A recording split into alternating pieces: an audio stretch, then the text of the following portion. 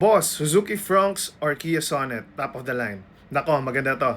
Sige, dahil malakas kayo sa akin, tara, sagutin natin. Si Suzuki Fronx, which is newly released lang, and we have review, by the way, for both of these cars sa YouTube channel natin. No? Suzuki Fronx is priced at around 1,300,000, 1.3, ganon.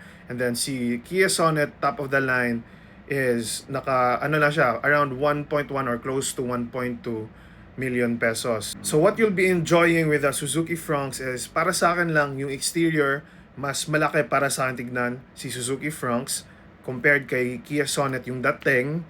Mas malaki si Fronx. But on the inside naman, on the interior, medyo minimal lang, hindi mo masyadong mararamdaman. Medyo close lang talaga sila in terms of the feeling sa interior. Maluwag naman pareho para sa akin. Major na mga strength ni Suzuki Fronx, guys, is yung ganyang safety sensing. So, meron siya nun sensors front, rear, sides. Meron si Fronx na wala si Kia Sonet. And meron din siya yung favorite natin na 360-degree camera view. Wala rin si Sonet nun, I believe.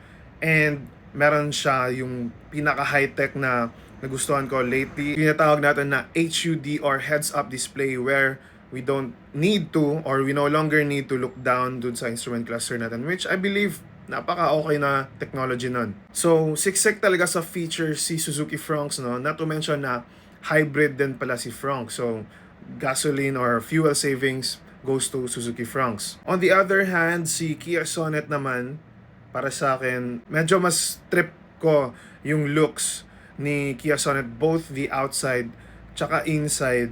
Mas malaki tignan si Fronx, but yung design mas may dating. Then, ang masasabi kong pinakalamang lang talaga ni Sonet in terms of the features or yung mga pakulo is yung kanyang panoramic sunroof. Now, I don't know what's with these Korean brands, no? Why I feel like sobrang premium talaga ng mga interior nila.